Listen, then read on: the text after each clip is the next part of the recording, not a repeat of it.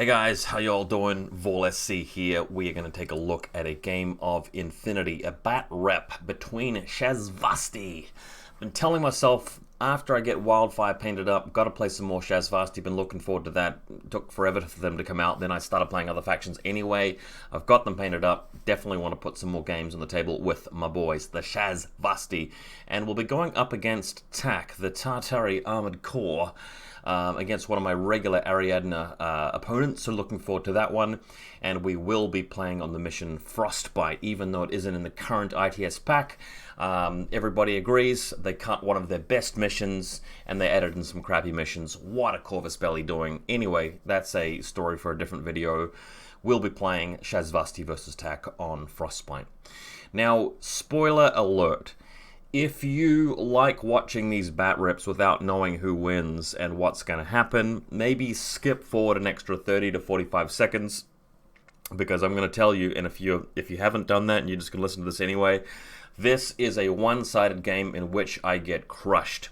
And I know I don't post a lot of those, and that's not because I don't get crushed. Like, people thrash me a lot at infiNity. It really does happen. But when games are uninteresting and you can't learn much from them, and they end really early, and it's clearly over after a single turn, I don't usually post those because they don't make very good bat reps. But posting this one anyway because it's actually a pretty fun game. There are a bunch of points of learning. It's a kind of a cinematic game, and I think you guys will be entertained as to the comedy of errors that are the bad dice rolls that form this outcome. But, there are a couple mistakes in there too which we can learn from. So just wanted to put that out there. This is going to be a very one-sided victory for TAC and a horrible crushing defeat for my lovely Shasvastii. With that in mind, let's go to the lists. So, I have been meaning to try out the new Sheshkiin. I don't think that she's as good as the old Sheshkiin, and I've said it before, I'll say it here again. You're spending more points for a model that is generally a bit of a side grade, isn't really that much of an overall improvement. You're gaining some good things, but you're losing the nanoscreen, which is very important for her mobility, her ability to move out there and force that -3 to hit for opponents, even when you are losing cover. That's a really, really big deal. The reason why I'm interested in her and I want to try her out a bit more is that if you specifically focus on a very aggressive short-range playstyle where you're using her Fatality level 2 Red Fury to get in there and tank a few hits like mines and chest mines and chain rifles with your armor 4, the Prothean level 4 is actually a very important and significant upgrade from Prothean level 1, because with CC24 you're going to be winning the face-to-face rolls. Getting the +3 doesn't matter that much, but having that additional dice means that sometimes you're going to be sucking up two life points, wounds, power-up points rather than one, which is a really big deal. If you walk in there, you're tanking a mine hit and a chest mine hit and somebody shooting you with a rifle. It's a pretty big deal if you're passing an armor save or 2 because you're armor 4, and then you're actually sucking the life out of a guy who chain rifled you and gaining 2 wounds. That allows her to sort of get into the snowball kind of momentum on their side of the board that the previous version of Sheshkiin can't quite do as well as this version. So that's the theory that I'm keen to try. But in general, it's better to not spend the extra points. It's better to keep the nano screen because overall, with her being a ranged unit, more for shooting, Fatality level 2 being busted and broken and overpowered, that's usually the way to go. But I'm reverting back to one of my old Shasvastii archetypes after the faction got redone. I'm reverting back to the Guilo MSV2 heavy rocket launcher and the M-drone. Very powerful if expensive setup. I do really like the fact that the Guilo and the M-drone come with nanoscreens, which makes them harder to target if you run into a hidden deployment model and they're part of the link team without being the link leaders. I also like the M-drone because with sensor, you can reveal some pretty key camo marker units out in the midfield, which Sheshkiin can then attack once they're in the midfield. So if they've got a Liberto, you reveal where the Liberto is and where the mine is. Sheshkiin comes around the corner, tanks the mine hit. Sure, you might take a chest chain colt as well, but she's going to potentially be sucking some wounds out of that Liberto. So odds are very, very very highly in her favor to actually come out of that better off, but you don't really want to be wasting orders discovering and potentially failing, and the M drone helps you get around that. Not to mention, of course, revealing hidden deployment troopers as well, so that's pretty cool. Don't forget, of course, sensor also allows you some pretty nifty shots with your combi rifle at certain points in time. Guilo also too means that you can sort of move out in front of a MSV2 unit, and Sheshkiin can take it on, and they can't just target the Guilo instead because they can't see it. Playing around with the Specular Mine Layer, I've never really run this profile, I've been meaning to. My thinking with this is that you deploy that as a reserve trooper, you're planning on rushing them with Sheshkiin's mob, but they may have something in their list which is going to be a problem for Sheshkiin. So you put the Specular and the mine next to that and try and trade or do some sort of assassination with the Specular, making it much easier for them to be softened up and for you to sort of rush in and kill them. So that's sort of the theory there. Medtech, you really need that to revive either Sheshkiin or the Guilo. Shrouded Mine Layer had some extra points. I feel that if I'm stuck with second turn, I'm going to need a bit of defense. The Shrouded Mine Layer may help me do that. Caliban, because Sheshkiin's the lieutenant, you want that additional order. You're willing to break the team, spend her order, use Prathion, reform the link team.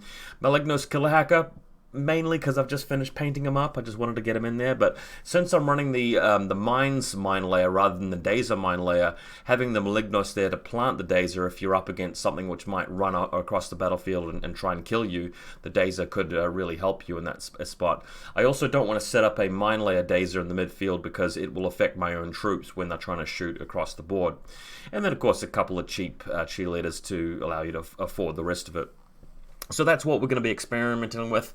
The theory is go first and try to really cause a truckload of damage with Sheshkiin and plant her in their deployment zone, hopefully with a couple of extra wounds gained by the end of the turn.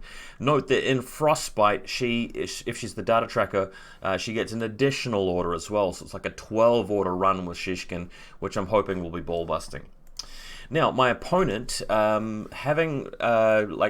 my opponent normally plays vanilla Ariadne, and he's sort of branching out to attack at this point. Interesting list.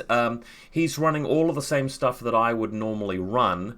Main point of difference is that he's putting some extra Strelok mine layers in there, which can be cool because they've got the ambush camo as well. So your whole, everything's camo markers everywhere with all of this ambush. But he's sort of sacrificed the dog soldiers, which I quite like and I prefer to have in there. He's had some bad experiences with them. I still think that they're really, really good. Total immunity is just the nuts. It's really good. And also he's only got one veteran Kazakh. The Frontovic sniper can be nice for that additional range and his abilities, but I personally just like to have a couple of veterans because they're so good. One AP HMG and then one T2 rifle for the medium range stuff I find to be better. But look, it's still a decent list. Still pretty strong. He's using a lot of guns there. It's still going to be pretty fearsome. And my problem is cracking it with Sheshkiin actually might be hard unless I can find some sort of gap in all of those chain rifles and mines and that kind of thing. But let's move on to the actual game. We'll take a look at how it goes. All right, let's minimize the face. Chuck this over in the corner. Alright, so this is a side-on view. I'll just quickly remind you guys, in fact this is a photo taken before we planted the extra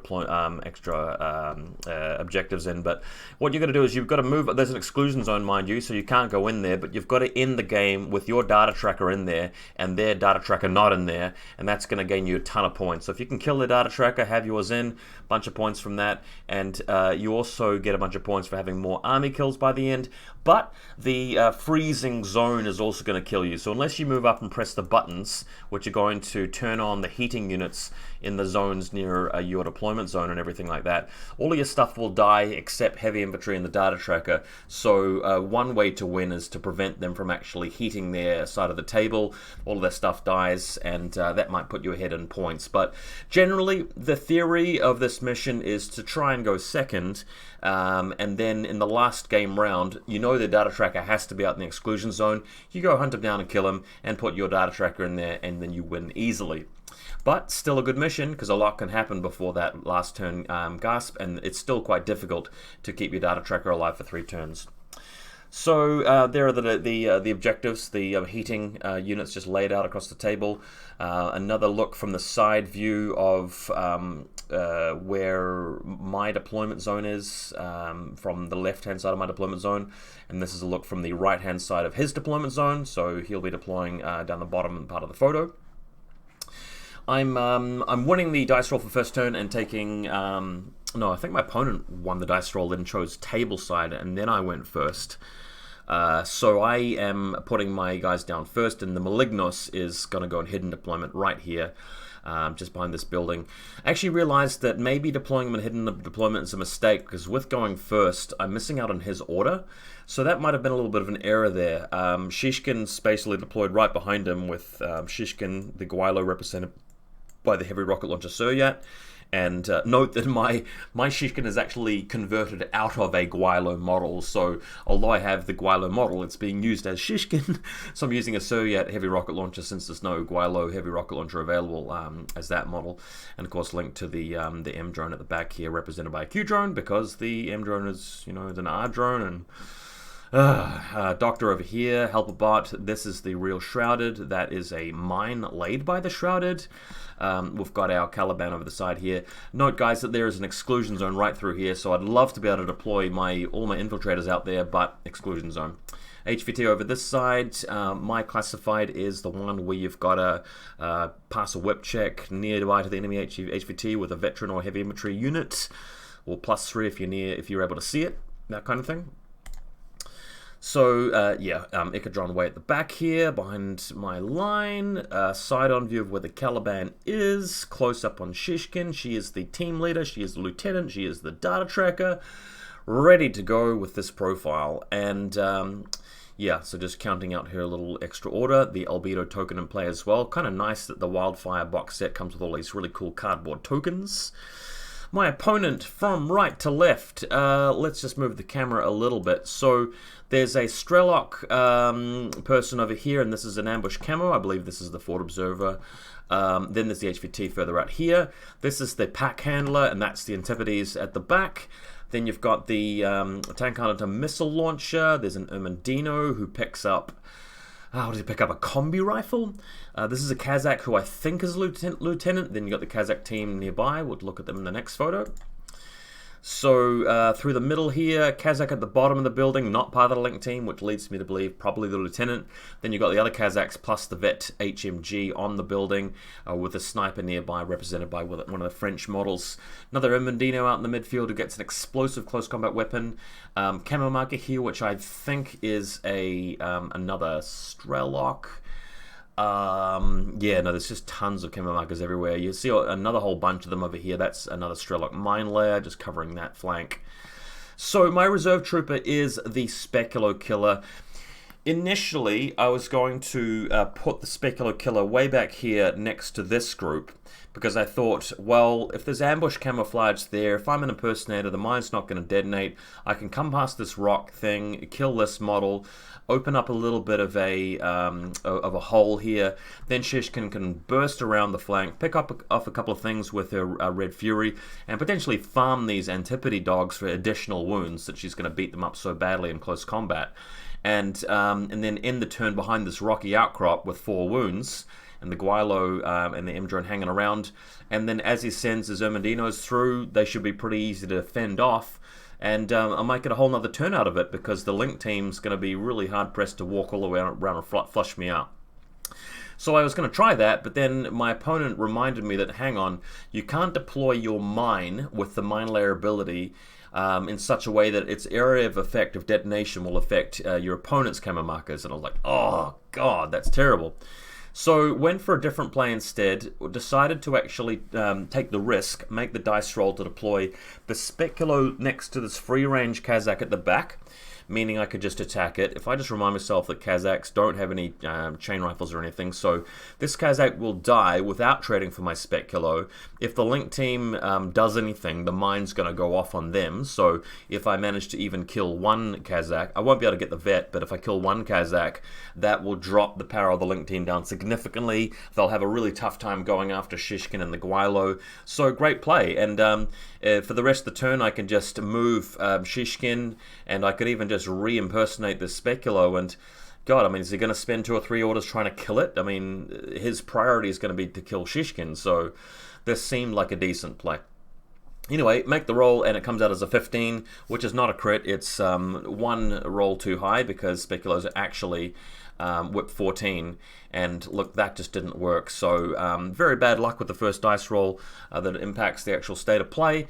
Speculo just comes back here, represented by Victor, behind the car next to the Caliban to do nothing all game. And somebody else also told me that the mine also can't be deployed as well. Don't know if that's true, but very disappointing outcome. Thinking about it a bit more, I know that a lot of Shasvastii players really do well with Speculo killers, and I particularly like the Speculo when I'm playing an Avatar.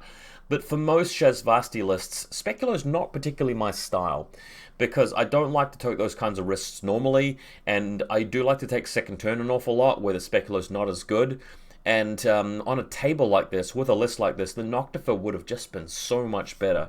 But the Noctifer's not always as good. It's very situational. And imagine this game if I'd passed that roll. You know, that would have been pretty good having the Speculo there. But didn't happen. Okay, his reserve trooper is another ambush mine layer Strelok. So just to... Oh, hang on. Let's cancel that. Just to point that out, this is the actual Strelok here. That is a mine over here, and this is an ambush camouflage. So I'm going to be approaching the side of the table with Sheshkiin, so bear that in mind. Here it comes. First order, Sheshkiin moving out. I am in line of sight of an enemy camo marker, but it's not reacting, so I'm suspecting that it's ambush camo. Moving again, still nothing.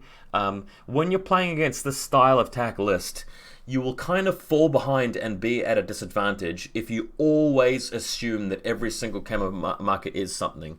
At some point, you're going to have to make an educated guess and sort of trust your instincts a little bit that certain camo markers in certain places are ambush camo, and just treat them as if they weren't there. Your opponent could exploit that and take advantage of that by sort of bluffing for a bit and then revealing something which can hurt you. But in this kind of situation, you must do damage with first turn. You've got to get over there. You've got to get in. So it's better just to trust your instincts sometimes and just play with your best hunch, your best guess. So after a few orders, Sheshkiin and her team have rolled all the way around here. And because my opponent's still not revealing, he's actually got a Strelok with a boarding shotgun there, which doesn't want to do anything. This ambush marker obviously can't react, and this one I haven't come to line of sight of yet. So what I'm planning on doing is really just jumping up the hill with the sensor bot, revealing a lot of stuff, and then Sheshkiin moves into close combat and starts gaining the wounds, which is kind of key to my game plan here. So we're spending a whole order moving in with the bot. Nothing reacts to that. The bot's going to reveal within 8 inches, and that shows us that there's a Strelok mine layer behind this, a mine down here. This ambush camo marker's gone away, and we weren't in range of this thing over here, so I can potentially just shoot that a little bit later. So Sheshkiin, next of all, moving around here into line of sight of the Antipode handler, into line of sight of that Strelok with boarding shotgun, and also coming to line of sight of this guy over here who has a boarding shotgun, and also line of sight of a camo marker near his back line, which, you know, I thought might have been something fairly insignificant. Didn't quite pay enough attention to that one because it did turn out to be the Tank Hunter missile launcher, represented by the Tank Hunter autocannon, but don't get me wrong, that is a missile launcher. So Sheshkiin, in the kind of awkward situation where she's actually going to be taking arrows from shotgun 1 over here, rifle over here, missile over here, and shotgun over here. Now she does have burst 5 with her Red Fury, but she can't really afford to take that missile and just die. We don't really want that at this point in the game, so we're having to allocate a safe amount of shots into this Tank Hunter, so I decide that 3 is the right number. Kind of worried about the shotgun that's in close range, so 1 shot's going to go over there. And I have to deal with either one of these two, so I thought, well, this shotgun is 0 range span, so we'll ignore that, and we'll put 1 shot into the rifle over here, since that's getting a range bonus. And we'll just hope that Sheshkiin doesn't take 2 wounds out of all of this. But I feel like this was a bit risky, and I think it was a bit careless of me coming in line of sight of this camo marker, which I probably could have deduced was going to be something heavy hitting. But you can never tell for sure.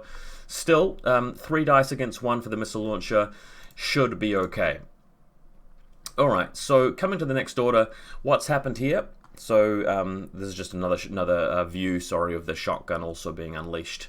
So Sheshkiin does live, but she does take a single wound. One of the shotguns goes off and gets her, but she does luckily murder the missile launcher tank hunter. Annoyingly though, her other shots don't manage to get kills. She doesn't kill either of the Strelocks, and I think this thing is alive as well. So, over here, I'm splitting up the link team. I don't really want to accidentally lose the face-to-face roll and die. So, my M drone is acting outside of the link team and firing at the shotgun over here. That's something which is happening next, and that does manage to take the shotgun down. Sheshkiin, I believe, actually, sorry, I may have misreported this. I think that she does actually kill the handler at some point. Maybe by, yeah, because she's able to fail a guts check and go prone after that big mass round of shooting. That's going to put her out of line of sight of the Strelok with the boarding shotgun on ground level because she's on the hill. So she was able to take on the Antipode handler by herself. And then I used the bot to go after the Strelok. So we now have nailed the tank hunter, the Antipode handler, and the Strelok forward observer on the ground. We still have to contend with this this other Strelok. So Sheshkiin is moving and trying to shoot at him. Incredibly, my opponent wins the face-to-face roll. I'm getting no crits here, by the way, and retreats. Puts down a mine at the same time. So. Yeah, no, she shoots at him and he lives, and he puts down a mine is what happened. So he wasn't even contesting her shots, which is how bad this game's starting to go. Luckily, I had managed to move my M-drone just barely out of range of where this mine is. So that allows me to move Sheshkiin to the edge of the cliff. Everybody can reform the link team. She can climb down with her lieutenants or data tracker order, and we can get down here. This will luckily allow me to also move over here and feed on the corpse of the Strelok, which will allow me to revive a wound. Also thought about moving the M drone over to this side and revealing the dogs so I could go after them, but my opponent explained to me that the dogs will get revealed anyway when they're called on to take the willpower check to restrain their frenzy from losing their handler. So, so long as they're not initially camoed, if they come around the corner against this Harris team, being up against the combi rifle, the Red Fury, and the heavy rocket launcher, pretty sure we're going to waste them. And even if he does manage to keep them there and recamera them and jump over the cliff or whatever, I can just discover. And on his next order, as he moves in getting shot, I'm happy for him to do that. It'll be a waste of orders in my view. We should be okay. So this is where I'm going to hide out. The really important thing about this position I've chosen is that the Vet Kazakh with HMG that we're all worried about is hugging the opposite wall. And if he stands up to move towards this wall, he'll get shot without having cover by both the heavy rocket launcher and Sheshkiin. Now, I've got cover, he won't have cover. It'll be 2 bursts from my heavy rocket launcher, 2 shots from my Red Fury, and also the heavy rocket launcher will go off probably on his regular Kazakhs as well. So that's what I'm threatening to stop him with. And there's no place along this wall where he can sort of crawl to it, stand up, and only take one of them on. And even if he does attack them both and start shooting them, I'm in a position where they can guts prone, go behind cover. And if I can just make it to turn 2 with Sheshkiin alive, I don't mind if I lose the Guilo and the M-drone. If I just have Sheshkiin, she's still going to have tons of orders to have that turn 2 with, and my opponent's going to have less to stop her with. She'll be closer to their lines, and she should be able to basically win, sink the game from there. Alright, so here we are, just camping out. Tried to go follow up, but whiffed the roll, despite needing like a 16, 17. So the dogs fail their frenzy check, can't do anything. They're in retreat. We've got Umadinos moving across the deployment zone towards Sheshkiin's position, so nothing happening there. The Vet Kazakh and team, after talking about it for a bit, they decide to uproot, stay prone, and move towards the stairs. So we know that Guilo and Sheshkiin are watching the rooftop. They're staying prone, heads low to the ground, moving around, and my opponent goes for a bit of a pain train walk, right across through to the middle of the battlefield. I'm gonna close this photo now and just go back to the photo of the middle of the battlefield so I can sort of explain what the hell is happening here. So, last we checked, we've got Sheshkiin here, the Gwailo here, and the M drone here. So that's the Shasvastii Harris team, right? Got that? And we've got the TAC link team on this building. Now, because of this crate here, I just don't really have line of sight to that part of the battlefield. So once they get off the building, they're all just going to move all around this building here. Okay? Because I can't really see through to there. Then the veteran Kazak's going to stand up here and shoot me from this angle. That's the worst arrow I've ever drawn in my life. Now, I question the wisdom of this, because if he's going to move around there and shoot me, why doesn't he just shoot me from over here, like having cover? Because what it's going to turn out to be is the veteran Kazakh shooting me without cover at two of my guys who are in cover, without really changing his range, and having wasted about like 4 or 5 orders, which you could otherwise have used just to keep shooting me. So my opponent really making a bit of a strategic and tactical blunder here, which I kept saying to him, "Do you really want to do this? Like, you sure you don't want to do something else?" But no, he was sure. Gets down from the building, moves around all the way over here, keeps everybody out of line of sight, and then finally gets his Kazakh to shoot me from that angle, which, you know, I question. I question it. So let's go back to the actual photo. Here's a picture of them being moved across the battlefield, around this building, around and around and around, and they're slowly making their way towards this position. You can sort of see blurry Sheshkiin and team way in the distance, but the Kazakh is going to get up over here. He can't get cover while climbing, so he's going to have to move up and then move over towards this cover. But there's a line through here where I can shoot at him with all 3 members of the Harris team. You know, Sheshkiin can shoot him, the Gwailo can shoot him, and the M drone can shoot him. So yeah, that's not great, is it? We're shooting from this point here. So there's the Harris team in the distance. Keep losing my pen. And let's talk numbers for a minute. The veteran Kazakh is Ballistic Skill 13 plus 3 for being in the link team, so 16. He's plus 3 for range, but minus 3 for my cover. So any of the shots against any of those models will be on 16s. The M drone's out in the open, but it does have a nano screen. Now, if he just puts all shots into the Gwailo, well, Sheshkiin could actually just kill him if she gets lucky with crits or if he fails armor saves. So that's not great. If he puts less than 5 shots into the Gwailo, well, he's taking a bit of a risk because I'm hitting him on 16s as well. So if he puts like 2 or 3 shots into the Gwailo and I've got 2 shots back, it may only take 1 hit from the Gwailo to just wipe him out because of the fire, right? He has to keep taking armor saves. He does have a fair bit of armor, but no cover, right?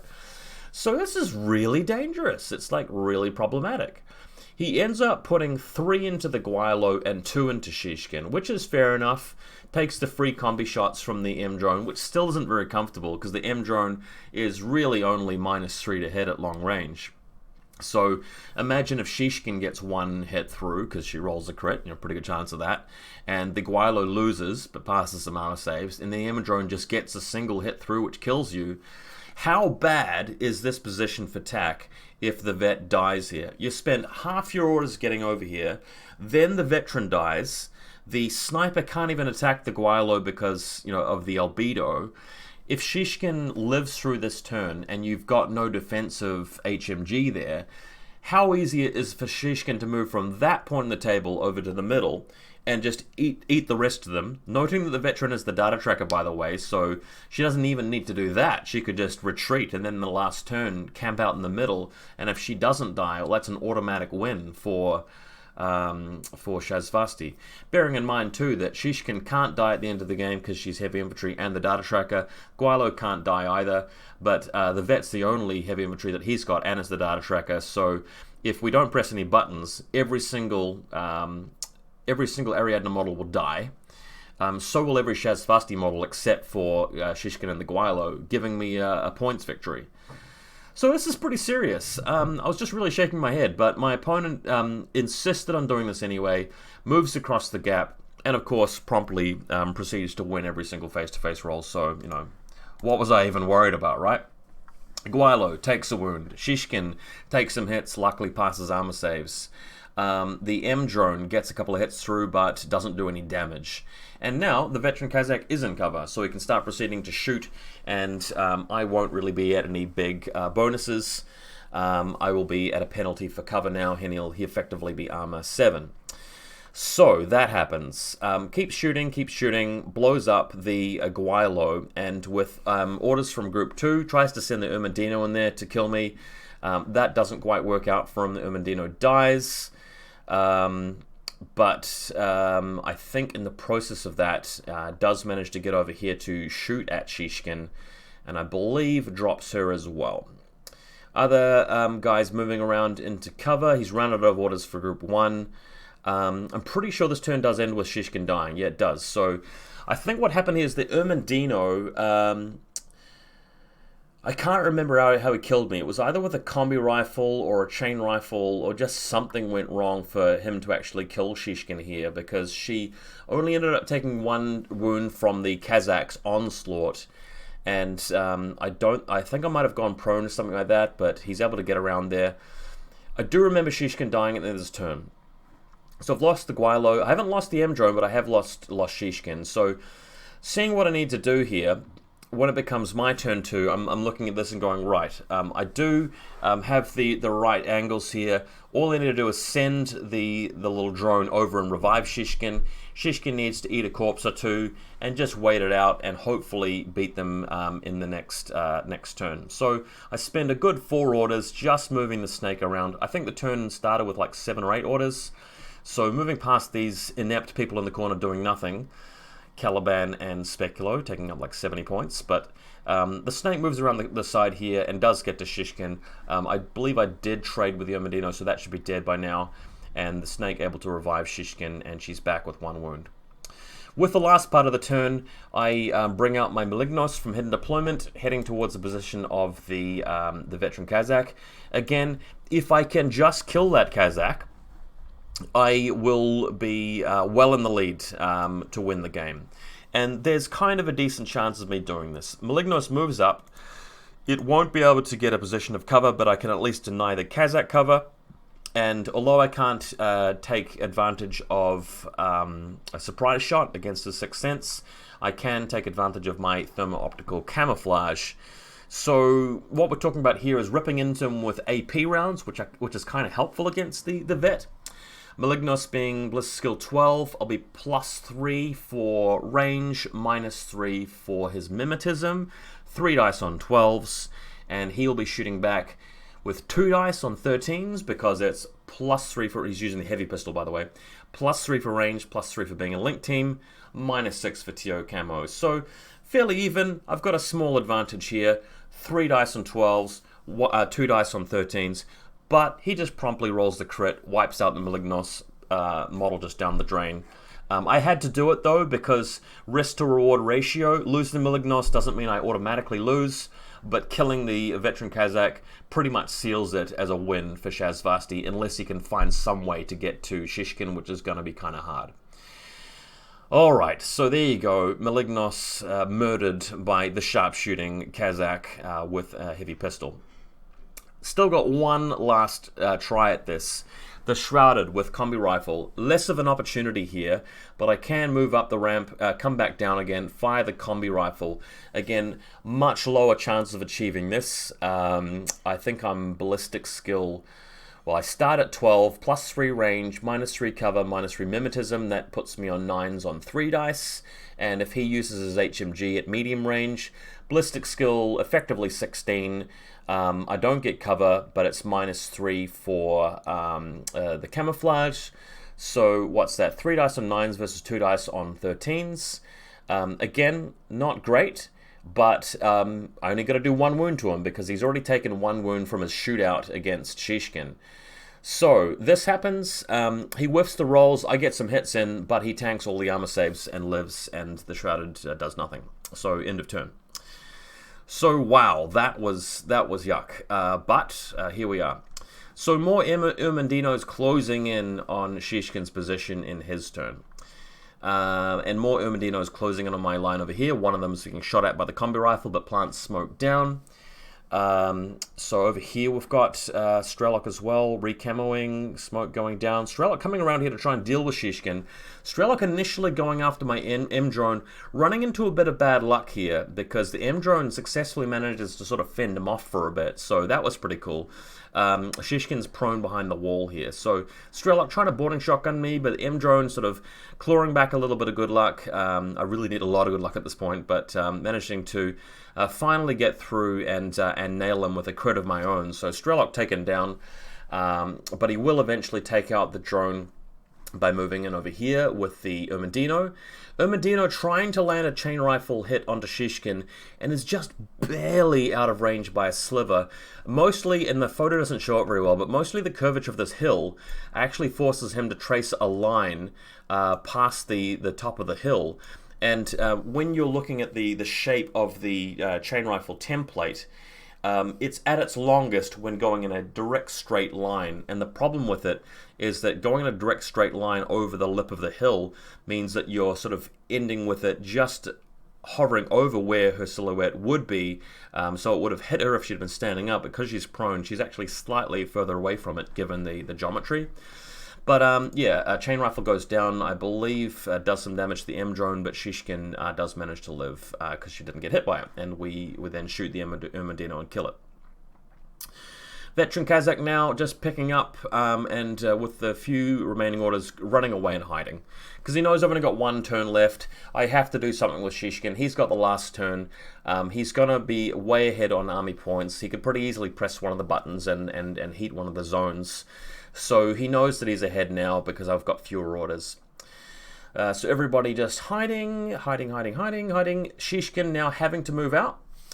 There is a corpse nearby for her to pick up, so that's good. Picks up the Strelok. We can then start going after... sorry, I'm also using a coordinated order to bring my Caliban near to this objective. I'm finding that if it turns out to be really close, and Sheshkiin goes in and kills the Kazakh but dies in the process and it's a trade, and I've got like one order left, I might even be able to use the Caliban to press one of the buttons on the console, heat my deployment zone so that I've actually got my spec kilo and a doctor and cheerleaders actually warmed up and actually contributing points. Whereas on his side of the table, he'll have to do the same and may not even have enough points left even after heating his zone. So that's like a backup plan, bit of insurance. But Sheshkiin has to go after this sniper and a link team at long range. She's got no choice. I do have to point out, guys, that in this sort of situation, you can kind of appreciate why original Sheshkiin with nanoscreen is just so much better, because it would take me a lot longer to hug the cover and walk over there. I'd have to delay myself a bit more. I'm going to come closer to mines that are otherwise going to go off. So nanoscreen would be beautiful here, but I have to charge forward, have to try and pick up a crit with my Vitality level 2, have to try and get in range, but no. Opponent, again, just completely outrolls me. He does have better odds with this sniper at this point, and fair enough, Sheshkiin just dies, end of game, GG. So, you know, fun game. I did lose pretty badly. Did I play better than my opponent? Well, I didn't play perfectly, and I did make mistakes. There's stuff I could have done better, but I felt my opponent... I didn't love the overall army list or deployment or, decisions about what to do during his turns. There were better moves for him, surely, but the dice just favored him so much with the veteran winning every face-to-face roll, basically. The Specular not landing next to his lieutenant, despite having like close to a 75% chance. Sheshkiin generally being pretty unlucky. The fact that she died at that end of that turn. The Malignos not taking down the veteran. The Shrouded not even managing to do it. So with one or two dice rolls having gone differently, it would have been a pretty easy win. But because all of the important ones went my opponent's way, just got crushed. It would have been interesting to see what would have happened if Sheshkiin had beaten the sniper, and then with the last few orders moved over to where the veteran Kazakh is, come around the corner and eaten him in close combat, and just been standing there. My opponent would have had a final turn to attack Sheshkiin with, But if Sheshkiin was able to fend that off with just dodging and engaging and stuff like that, which she potentially could have done, that would have been quite a cinematic and spectacular way to win. Anyway, I still will be trying out Sheshkiin a lot more. Maybe boarding action, maybe original Sheshkiin, we'll see. But almost all of my Shasvastii lists that are not Sphinx lists will be Sheshkiin lists. So if you're a fan of Sheshkiin, do look out for more videos in future.